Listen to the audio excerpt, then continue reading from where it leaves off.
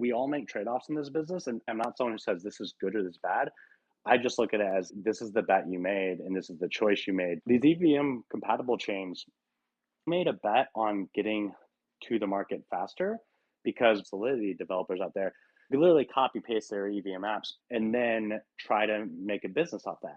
Now, the trade off of that is that they now have to convince users to actually come in and use those apps in their ecosystems from Bitcoin, and they have to make what I think is a harder argument for this actually being a Bitcoin L2, something that actually contributes to the Bitcoin ecosystem.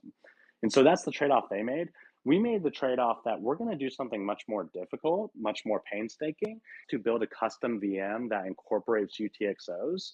And that's why it's taken time. It's also difficult for our developers. We can't just bring in a bunch of Solidity developers because this is native Rust that we're using, which is much more familiar to Bitcoin developers and much more familiar to Solana developers, right? But native Rust comes with its challenges, and this is a new ecosystem that we're building. We don't have all the developer tools, or at least we didn't at the beginning, that a thriving ecosystem that's been around for 6 or 8 years already has.